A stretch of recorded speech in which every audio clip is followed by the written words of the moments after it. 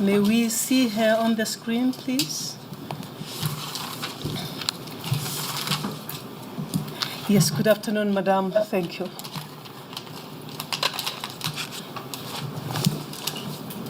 You may proceed, Advocate Ramkhane. Thank you, Chair. Before you proceed, might I mention to all and sundry that we will adjourn at 4 o'clock.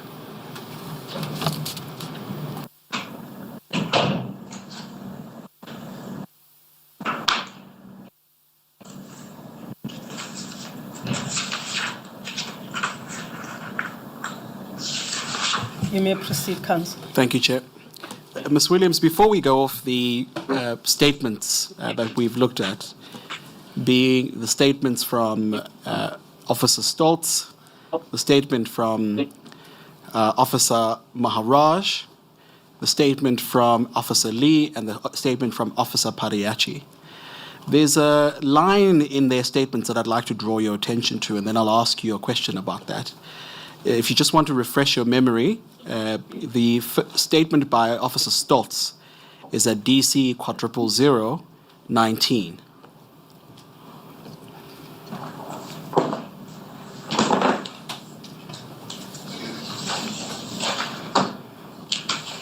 I have that in front of me, Chairperson. Yes, and you'll see in paragraph 2, Officer Stoltz says, information was received regarding suspect Bongani Mkhize. Do you see that? I see that, Chairperson. And then you go to the next statement, literally on the next page by Officer Maharaj. I have that in front of me, yes, Chairperson. In paragraph 2, Officer Maharaj says, due to information received concerning a suspect, Bongani Mkhize. Do you see that?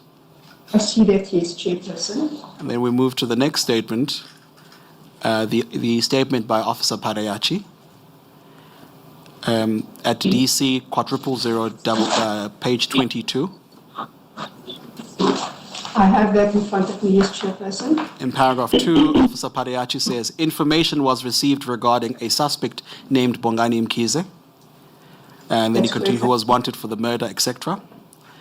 Then the last statement of the Cato Manor officers is at DC 40024.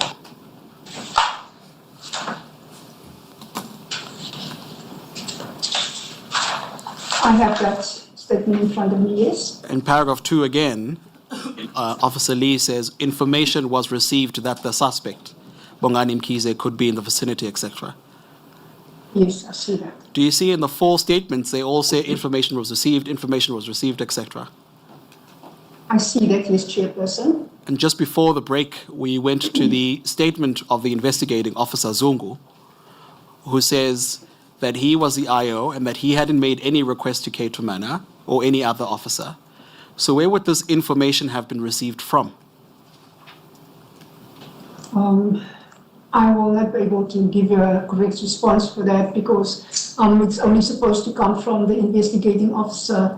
In this case, that would have been Zungu, so I don't know where they got that information from. Thank you, Ms. Williams.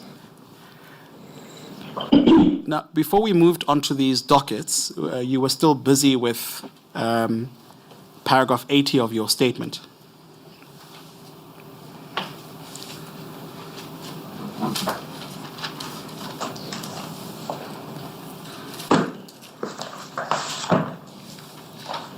Yes, I have it in front of me. Yes, and we had stopped you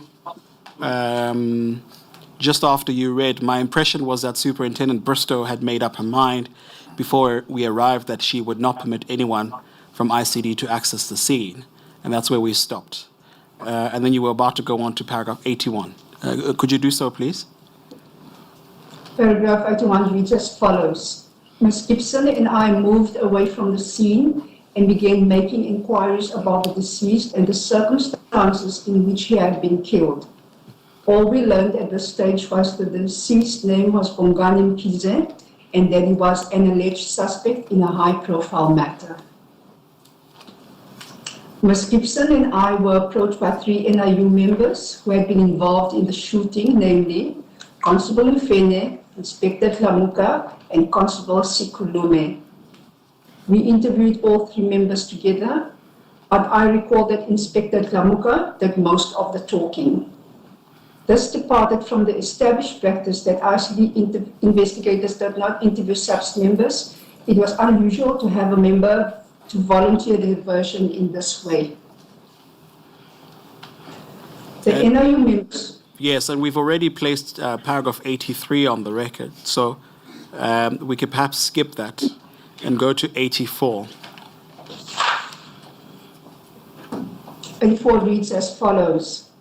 In his statement, Inspector Tlamuka states that he observed a pistol black in color lying next to the deceased.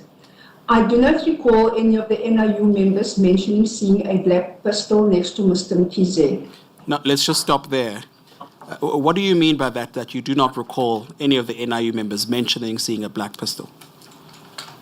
When they were relating the story to us, they were telling us how the shooting was transpiring and what happened. But at no stage do I recall them mentioning anything about the black pistol lying next to Mr. Mkhize in the vehicle. That I did not hear. Yeah, so what should the panel make of that? We've gone through Inspector Tlamuka's statement, and he clearly states there that he had seen a black pistol. Your evidence now before the inquiry is that when you took their statements or rather when they volunteered their information to you, you don't recall this being mentioned. What should the panel make of that? Madam Chair, all I can say is this has been something that might have been decided later on in order for them to justify the shooting, that the black pistol was now going to be lying next to Mr. Mkhize. Because according to what I remember, my memory recall is quite good when it comes to this matter, because it triggered my interest right from the start. At no stage did I hear this, unless I was paying attention at that stage, but I never heard any of the three members, and mostly the two members were speaking. Mr. Constable Sikulume was very quiet, only here and there he chipped in. But the bulk of the information came from Inspector Tlamuka, and Mfene would now and then he would affirm what the man was saying. But not one of the three mentioned anything about the firearm at that stage that I can recall. And do you know, Ms. Williams, whether Inspector Tlamuka and any of the NIU members were eventually charged by the NPA? I know about the 2012 indictment, that I do know about, but I don't know anything else after that. So you know about the 2012 indictment. It's unclear to me. Do you know whether they were actually charged in that 2012 indictment? I'm not too sure. I didn't follow up on that. Right. We'll put it to you, Ms. Williams, that in fact they were, but I'll demonstrate the document to you in a short while. If we could continue on from paragraph 85, please. It reads as follows. Ms. Gibson and I were finally allowed to access the scene by a member of the LCRC. I approached Mr. Mkhize's black Lexus vehicle and observed Mr. Mkhize slumped over in the driver's seat. The amount of blood made it difficult to assess his injuries by sight, but I recall seeing a gaping hole in Mr. Mkhize's face and a piece of his tongue lying on the dashboard. Mr. Mkhize's vehicle was ridden with bullet holes on its right side. There appeared to be no evidence that shots had been fired from inside Mr. Mkhize's vehicle. In other words, shots were being fired from outside Mr. Mkhize's vehicle only. This directly contradicted the version of the NIU officers who told me that they shot and killed Mr. Mkhize while Mr. Mkhize was shooting at them. Now, if we could just stop there. You say in 86 there appeared to be no evidence that shots had been fired from the inside of Mr. Mkhize's vehicle. How did you know that? I was inspecting the vehicle from the inside because they said that Mr. Mkhize was shooting at them. So I checked on the inside of the vehicle, and there was no indication of that from the inside of the vehicle. What is it about the inside of the vehicle that gave you that indication? When I looked at the windows, specifically the windows, it looked as if the window was up because of how the window was breaking, and I looked at the top part of the window, and it appeared as if this window was closed, so I don't know. At that stage, I decided for myself that I was going to check at a later stage, which I did, but we're not there yet. But my suspicion was at that stage that the version that the NIU members was giving me at that stage was highly unlikely. And then the second point, and we will show you later on when we deal with this, some of the findings made in the ballistic assessment made by Captain Mangena. But there's a second point you make in that paragraph, which is that this directly contradicted the version of the NIU officers who told me that they had shot and killed Mr. Mkhize while Mr. Mkhize was shooting at them. Could I ask this? At this point, the only people you've spoken to, according to your statement, is the NIU. Did you know whether any other officers, including Cato Manor, were in fact involved in the shooting at this stage?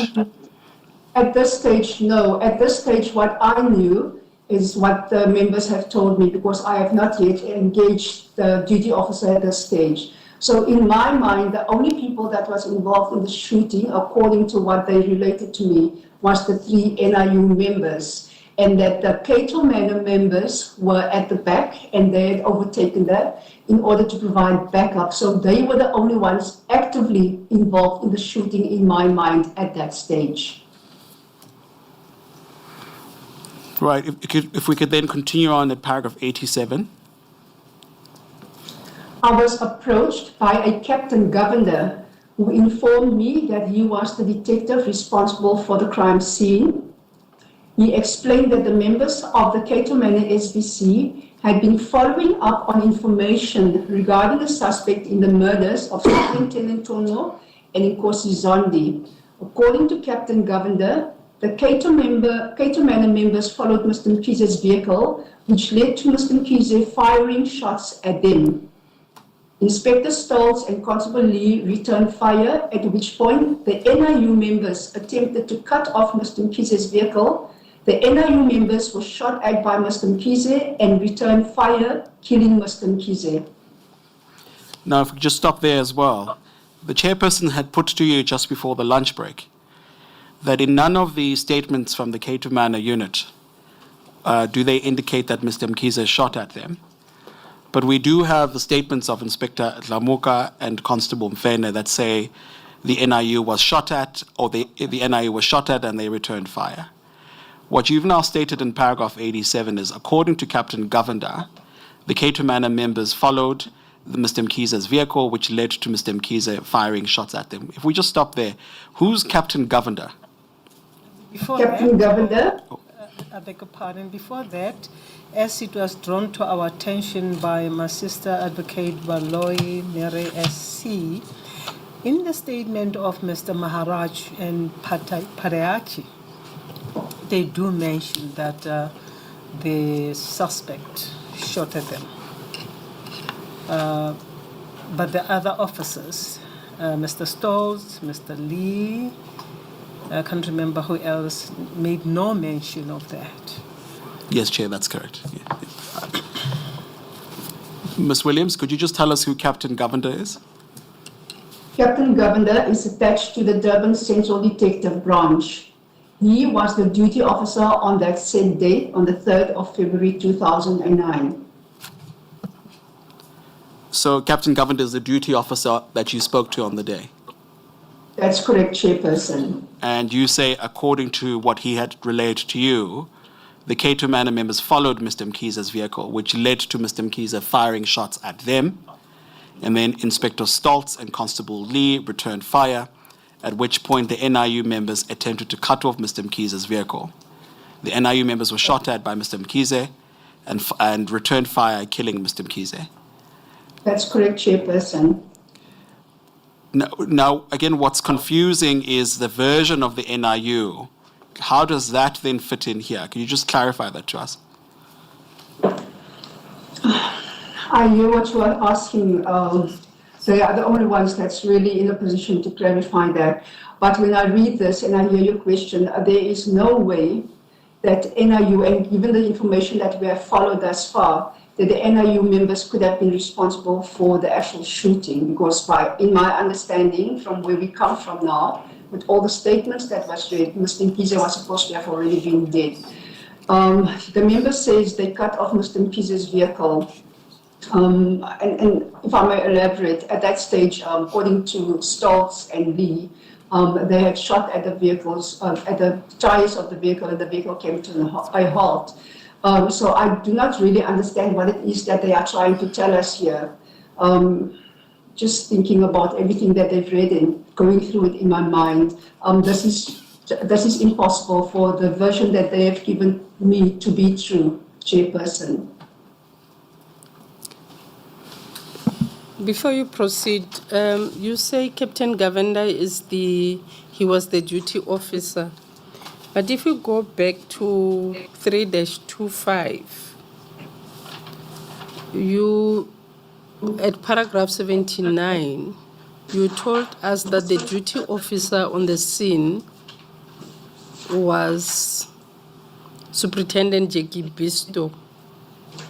Yes, ma'am. Do you care to explain?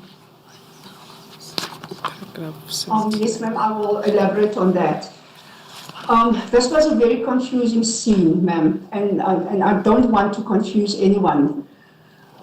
At the scene, when we got there, we were introduced to Jackie Bristow, as I said, and then she didn't want us at the scene. When we were allowed on the scene, Jackie Bristow had left, and she had said that she's handing over the scene to Captain Govender.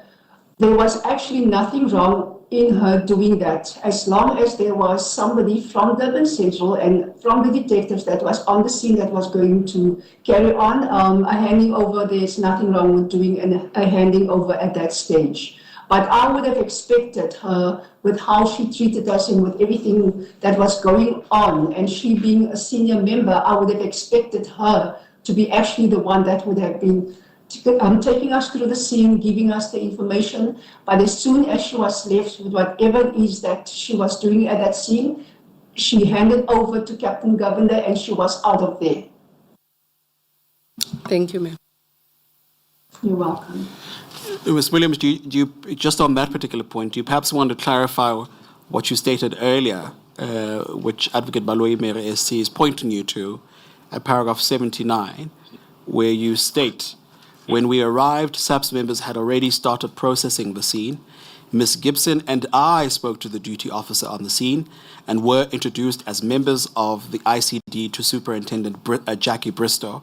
Now, it's unclear to me whether, when at 79, where you say Ms. Gibson and I spoke to the duty officer, whether the duty officer is Superintendent Jackie Bristow or whether the duty officer is somebody else. No, the duty officer at this stage is Jackie Bristow. I see.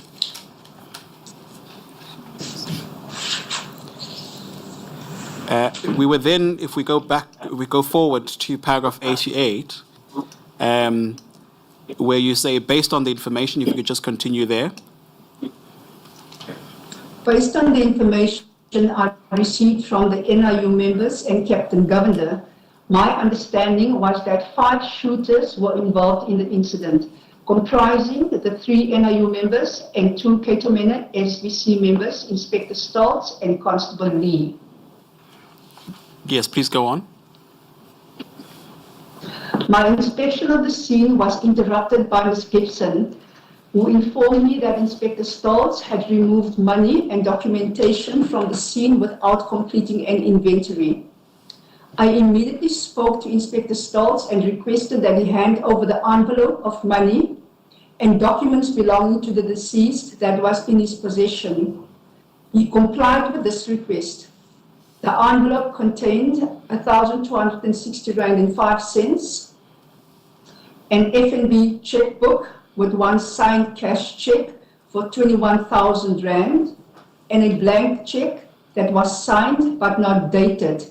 More money amounting to the amount of 1,000 rand was recovered from the scene. Yes, please go on.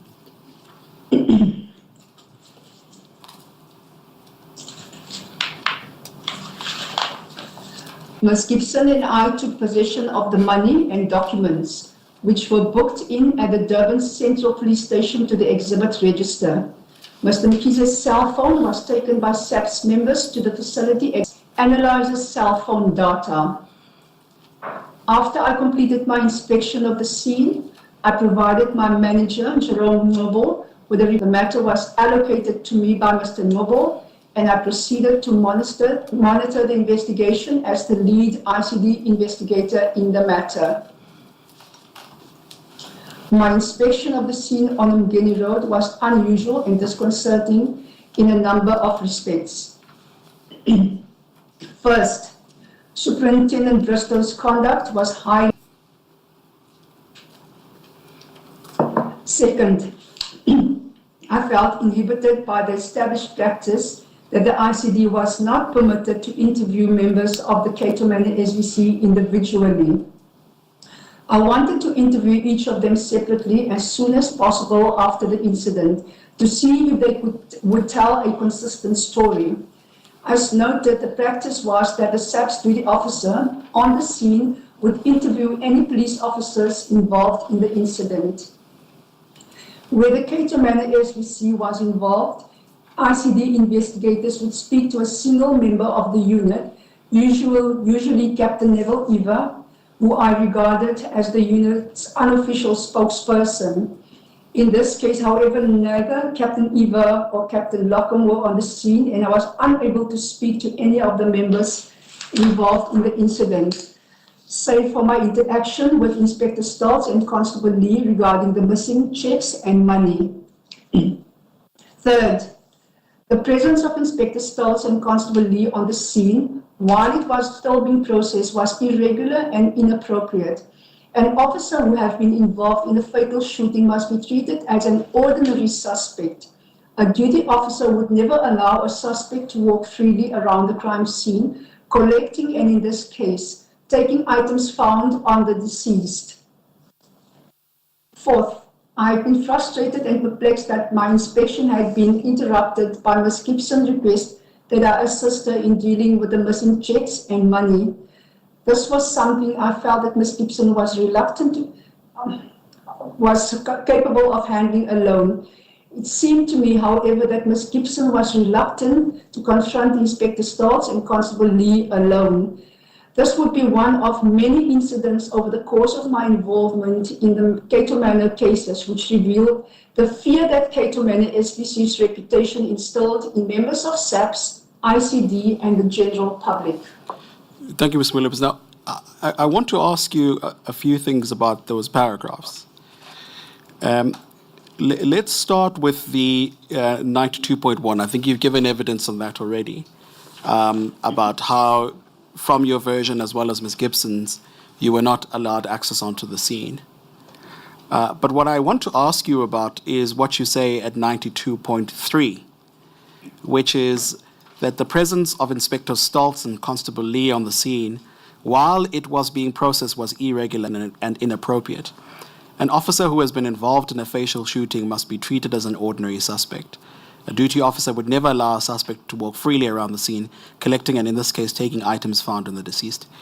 In the time that you have been the senior investigator at ICD, had you seen this happening at any other incident? No, Chairperson. A person involved in the shooting, regarded as a suspect at that stage, is always removed from that scene. The scene is being processed, which means he has to be away from that so that inspection can take place. Collection of evidence, clues can be found. So he is not at any stage allowed to be on the scene, present at the scene. So I do not know why they were on that scene. And when you consider what you had said prior to that, that when you arrived at the scene, Superintendent Bristow, Jackie Bristow, denied you access to the scene and thought you were the media. We know from Ms. Gibson's statement, she said, "Go away, I don't want the ICD here." And now you see this at 92.3, where the officers involved in the shooting are on the scene, What should one make of that?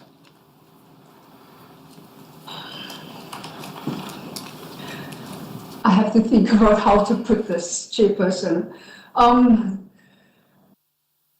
I don't know what they were doing at that scene. I don't know if they were planting evidence. What I do know from my encounter with them is they were actually stealing from the boot of Mr. Mkhize's vehicle, and that should never have been there.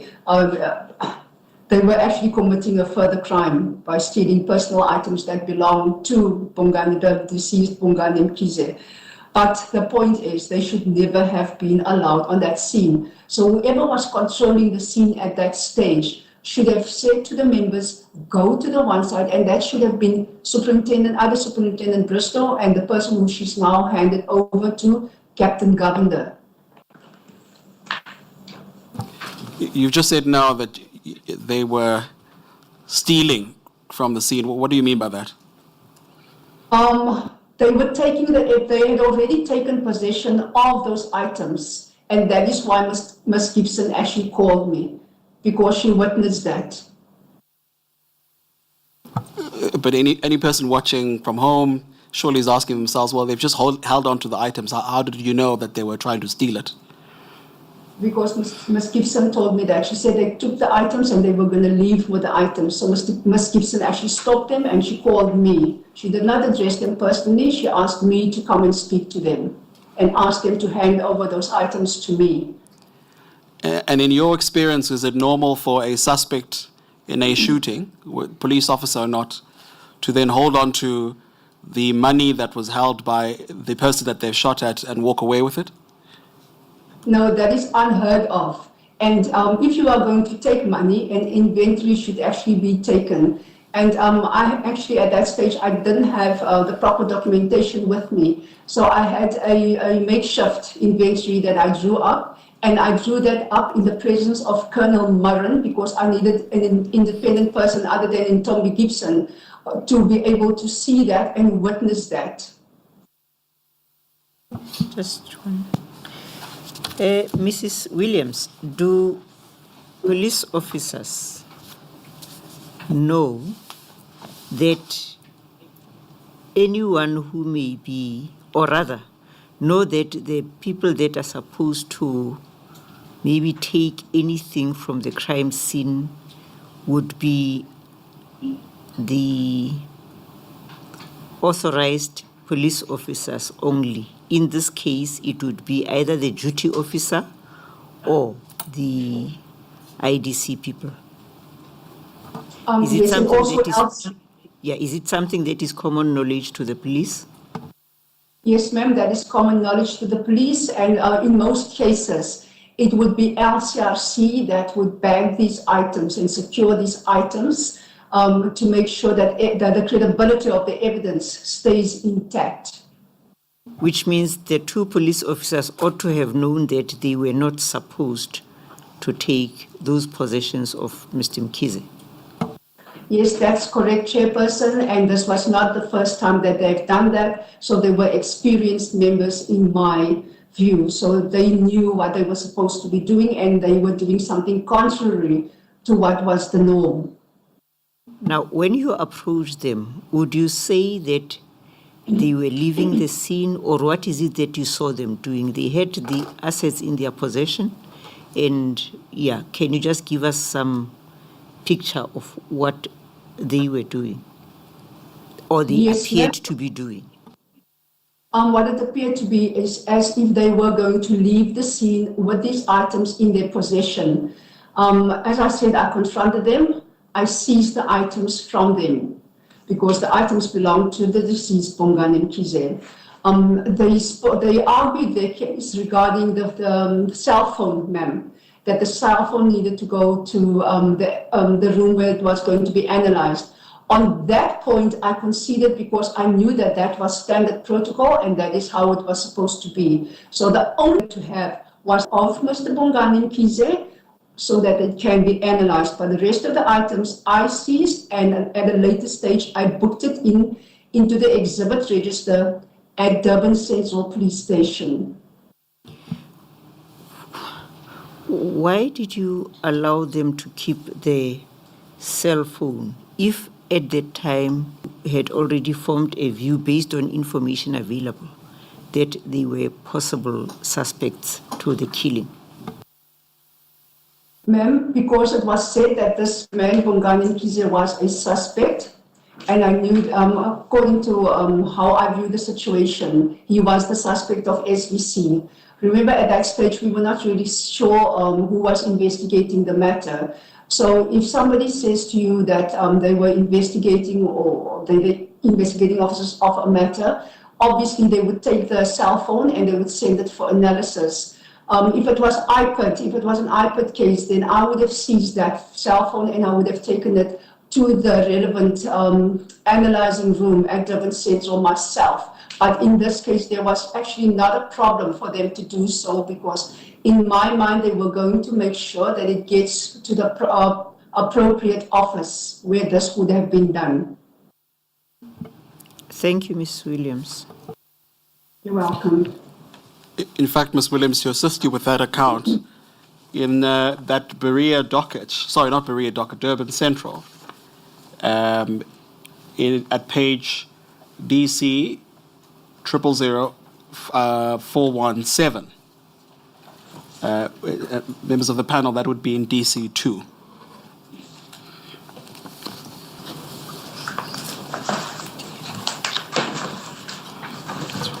Just the last three numbers. 417, 417.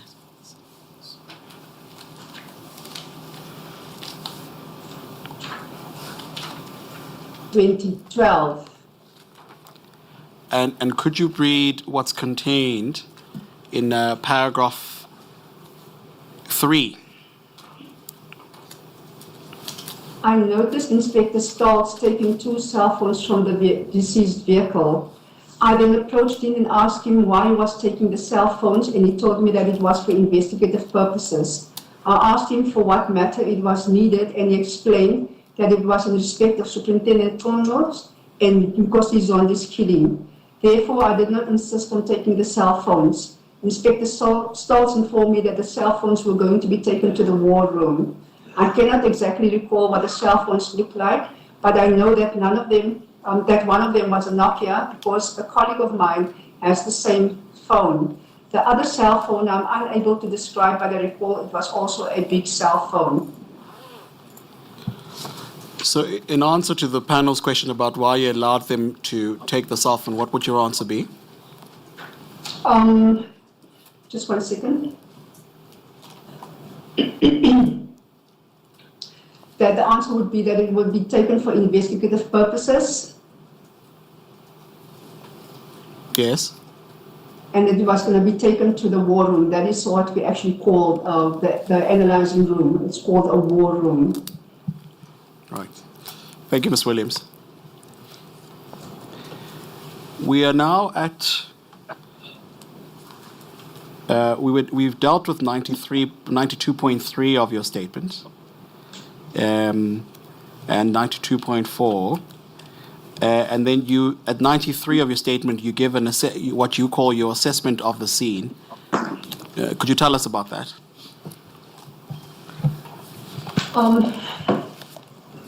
I was skeptical of the NIU members' account that they had been conducting a patrol when the Cato Manor SVC members requested backup.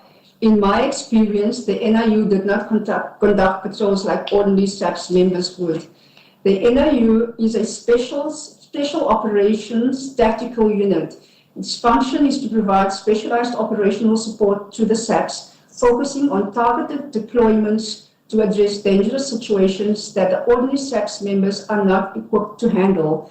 It also seems strange to me that the Cato Manor SPC's members would call for backup from the NIU members when in pursuit of a lone suspect. Just if you could just stop there.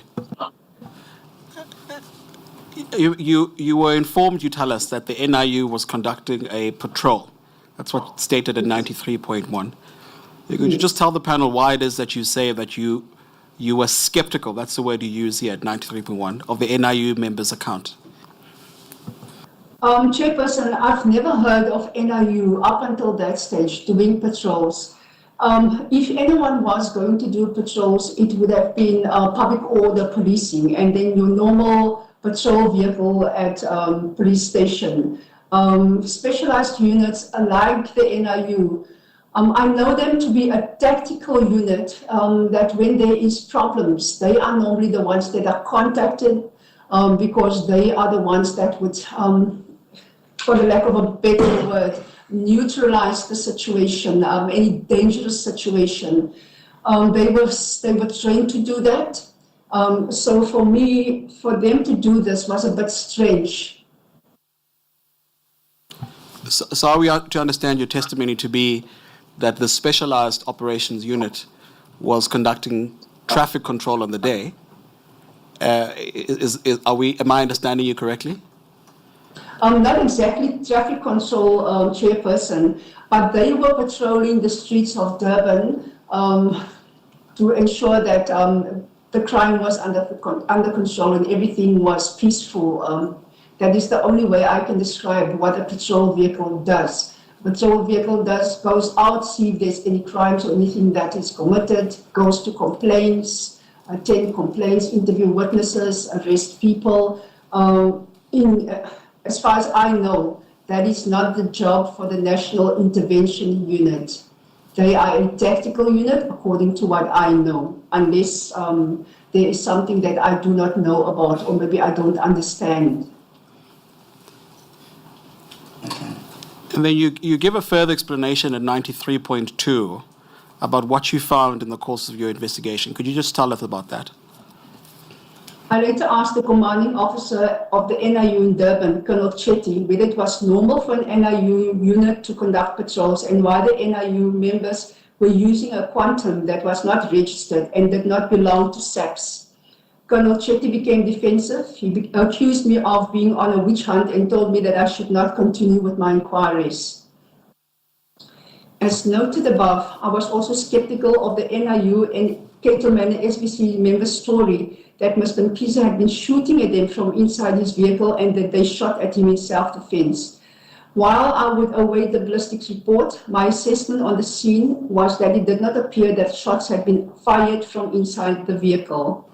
Now, if I could just ask you to stop there.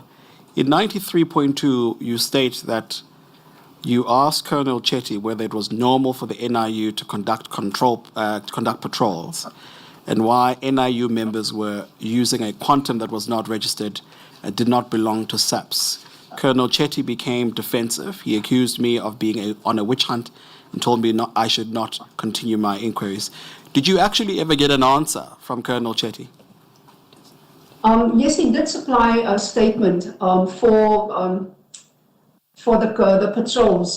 There was apparently some operation that maybe we were not aware of. He did give that. But in respect of the quantum, there was never any explanation given. And up until today, I do not know who that vehicle belongs to. So is it your testimony before the inquiry that there was some operation related to this, but also there was no explanation about why an unregistered vehicle was being used by the National Intervention Unit? That's correct, Chairperson. And if I may elaborate, I checked with AVL. I can't remember the name of the colonel at the PC's office in Durban. I approached him. I checked every vehicle. I checked all the NIU vehicles. I asked for whatever vehicles was on their strength. I checked with every organized crime units members. I checked all the vehicles from Colonel Lodz to Newcastle, right down to Port Shepstone, the Durban units, Cato Manor, and there was no such vehicle registered at SAPS for that quantum. For those of us, Ms. Williams, who are not in the police, what's the AVL? Okay, the only way, it's a vehicle fleet unit. At AVL, you get the vehicle records, you get the tracker records, you get all the vehicle information. So it would be like fleet control or fleet management, if I can put it that way. And in your experience, was it normal for a police unit to go on an operation with a vehicle that doesn't belong to SAPS? Not that I know of, so that was unheard, unless maybe it's crime intelligence or somebody else that was doing some operation. But NIU, I've never heard of that. Anybody else, I've never heard of that. But do you know the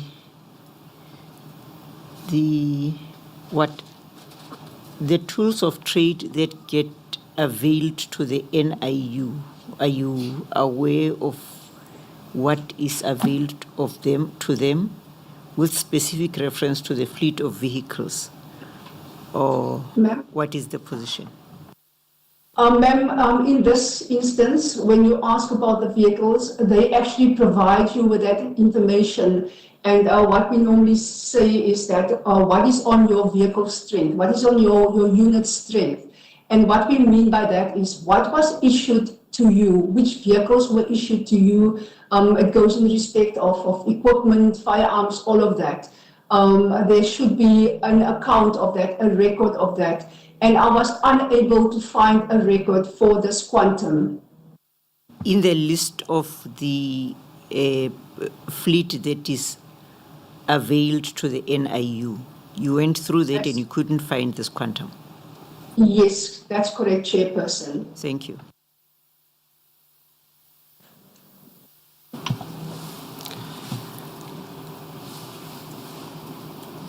And then you state at 93.3 that whilst you would await the ballistic report, my assessment on the scene was that it did not appear that the shots had been fired from inside the vehicle.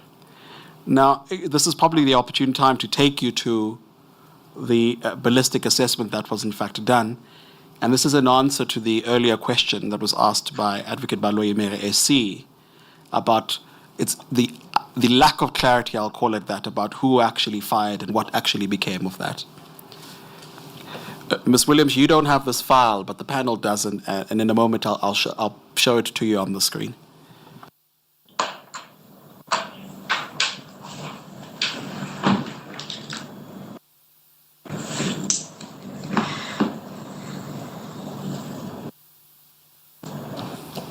Chairperson, apologies, just a moment to locate it.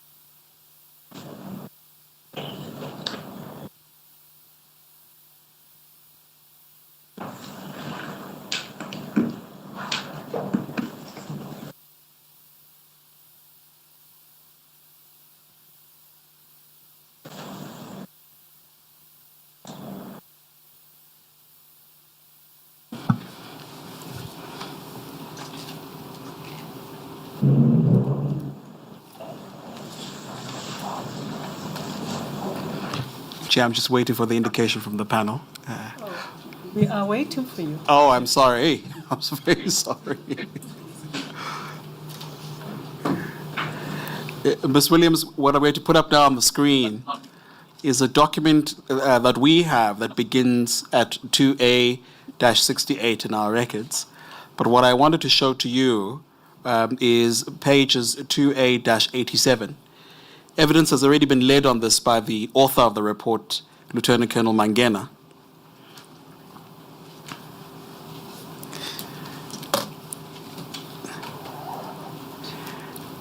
In paragraph 10 of the report, do you see that? Yes, I see that, Chairperson.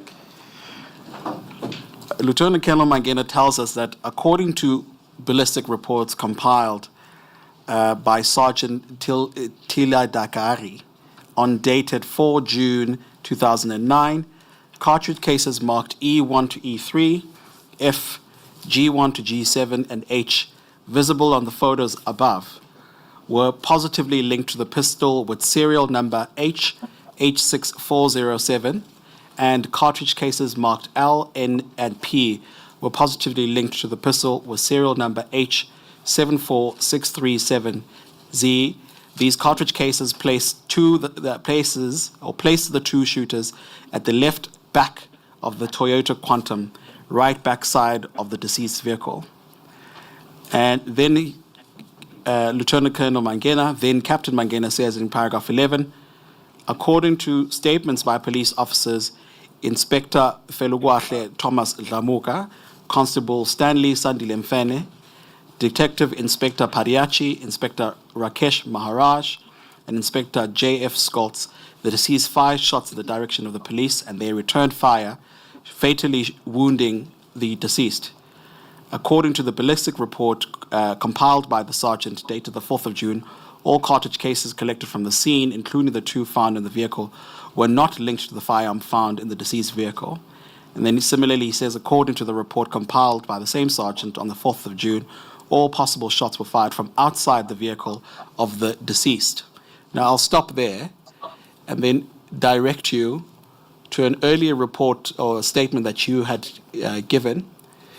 It is in the file that you have there, the Durban Central Docket, at page DC 000228.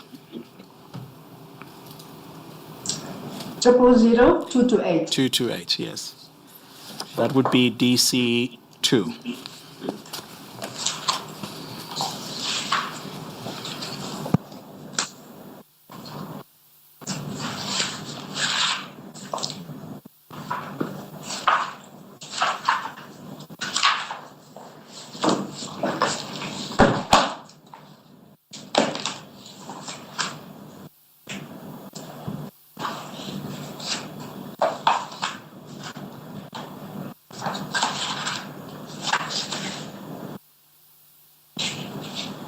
You said 228. Indeed.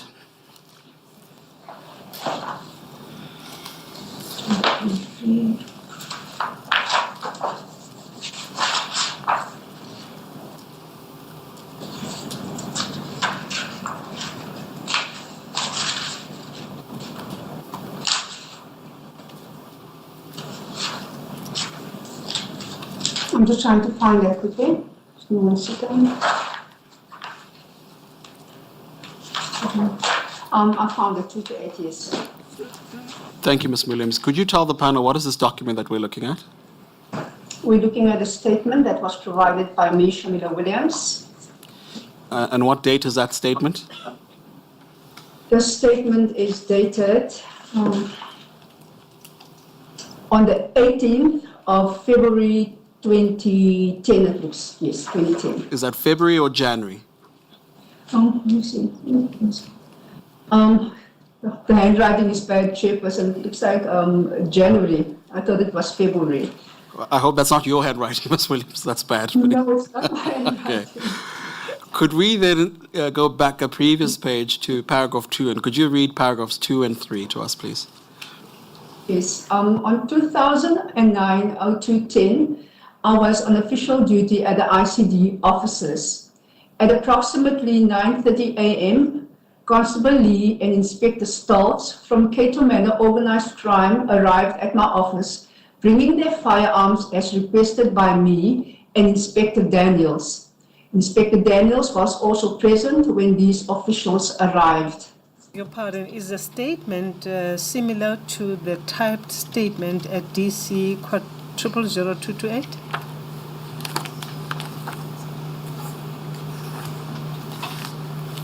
DC 000228 Yes, Chair. by the witness? Yes, yes. And the one that she's reading is the handwritten one? No, Chair. I think the witness is reading. Ms. Williams, could you just confirm from which page are you reading? I'm reading from DC 000228. It's a statement made by me, and it's 831. That would have been 831 in the docket. Yes, thank you. Yes, thank you. Yes, please continue. Paragraph 3. The two officials handed over 4 firearms. 3 firearms were hand weapons, and 1 was a high caliber rifle. Constable Lee handed over a firearm 9mm Beretta, serial number HZ4632Z, used by him on the day of the shooting, 2009-02-03. Inspector Stoltz handed over a 9mm Z88 with serial number Q020156 that was used by him during the shooting on the date 2009-02-03. The members also handed over 2 additional firearms, a 9mm Beretta serial number Hotel 86407 Zulu, belonging to Inspector Padayachi, and a rifle serial number 335672 belonging to Inspector Maharaj. I inquired from the 2 members why they brought 2 firearms that had nothing to do with the shooting incident of 2009-02-03. Inspector Stoltz and Constable Lee told me that they only heard afterwards from the members that they were also shooting at the Mkhize incident at Mgeni Road. I asked the 2 members how that was possible because they should have noticed that there were other members involved in the car chase and subsequent shooting of the deceased. I also inquired from the 2 members why the duty officer did not give this information to me or Ms. Gibson on the scene, because we attended the incident and their response to me was that they were not aware that Inspectors Padayachi and Maharaj was part of the car chase. Inspector Padayachi and Inspector Maharaj were not at the scene at the time of Ms. Gibson and me arriving at the scene. I informed the members I find this situation quite peculiar, that there was never any mention that Inspector Maharaj and Padayachi were part of the car chase of the black Lexus or the subsequent shooting of the deceased. I only became aware that the members were also involved in the car chase and shooting on the 10th of February 2009 when Inspector Stoltz and Constable Lee brought the members' firearms. Inspector Daniels then seized the firearms and left with it after the 2 members left my office. Now, if we could just stop there, we'll come to paragraph 4 now. Advocate Baloyi Mary SC asked you earlier who the actual shooter was. And the second part of the question was, there are differing versions about who shot at what. Based on what you've just read to us now in paragraph 3, what is your answer to that question? Okay, this is what happened at the scene. At the scene, we were told the members that was involved, or the members that was responsible for the shooting and the killing of the deceased at that stage was the NIU members. The NIU members comprised of these 3: Inspector Tlamuka, Constable Mfene, and Constable Sikulume. The other 2 members, that is the members from Durban, Cato Manor, Durban, those members were said to have been at the back of the car chase, and that these other members were now involved in the direct shootout. That is what was related to us. At no stage was any mention made of Maharaj or Padayachi being at the scene or part of it when we were informed by the duty officer. The members from NIU did not mention this to myself or to Ms. Gibson. So these members locking up here did not make sense.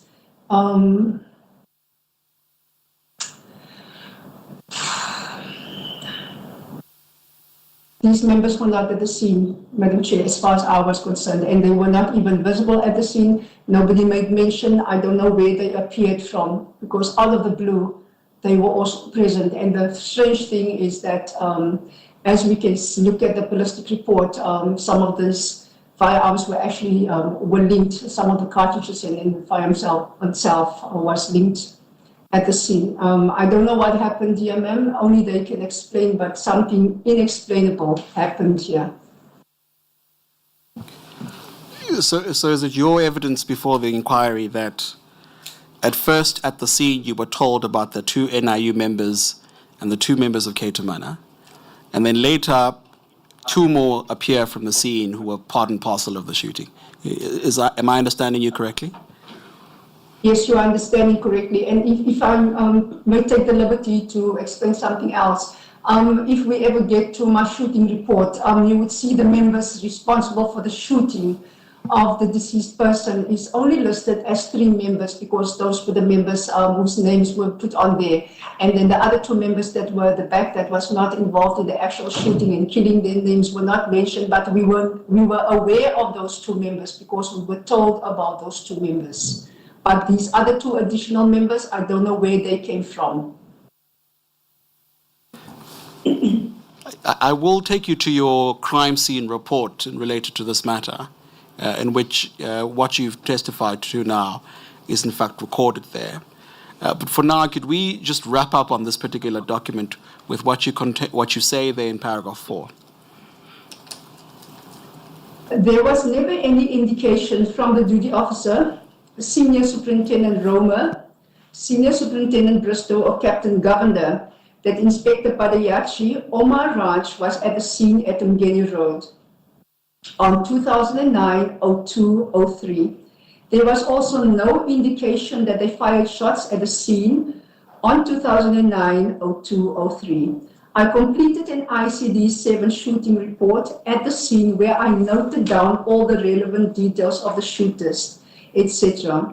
I was informed at the scene that the 3 NIU members shot the deceased after he had fired shots at them. According to the report given by Captain Governor, there were only 2 members from Cato Manor organized crime following the deceased on 2009-02-03. Captain Governor informed me that the deceased was shooting at the 2 organized crime members and that the NIU members intervened and cut off the deceased vehicle. According to Captain Governor, the deceased fired at the NIU members who then returned fire, subsequently killing the deceased. Captain Governor also informed me that the members from Cato Manor shot at the deceased from a distance. Now, there's mention there in paragraph 4 of your statement that you've just read of an ICD-7. I'll take you to that document shortly. But what I'd like to ask you is, what should the panel make of this? You were at the scene, you were told about a certain number of shooters, and now after the fact, more emerge. What should the takeaway be from that? Ma'am, these members lied. It's clear, crystal clear that they lied and they did not think the story through before speaking to the duty officer. Or maybe the duty officer did not engage them properly. I don't know how to answer that, but they did not have their story straight. The duty officer was not properly briefed as to what they were saying. And what I can say is that the normal person, the normal spokesperson, unofficial spokesperson, was not there to relate their story. So I think that is actually where all these discrepancies actually starts creeping in, because there's nobody that's controlling the situation. There's nobody that's controlling the story at this stage, because Neville Eva is not there. There is no Smith, Captain Smith, there's no Lockham at the scene. So without those people, the story is not properly managed. And this is actually, in my view, what is happening here.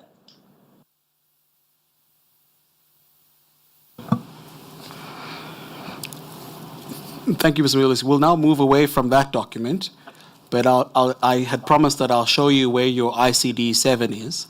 You will see that in the same document, or bundle rather, at DC 388. Yes.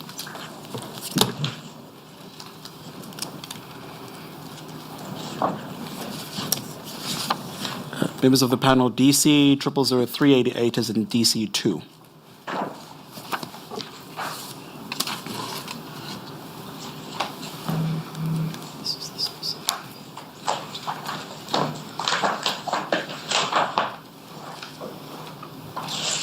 I see that, Chairperson. Just a moment, Ms. Williams.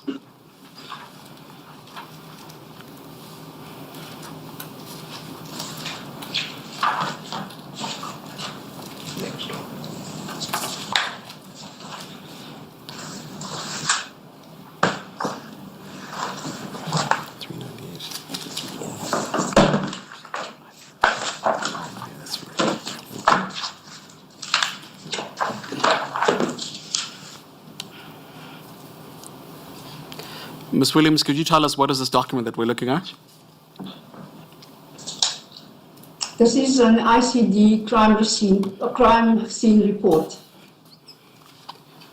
And could you tell us what appears right at the top there of that document?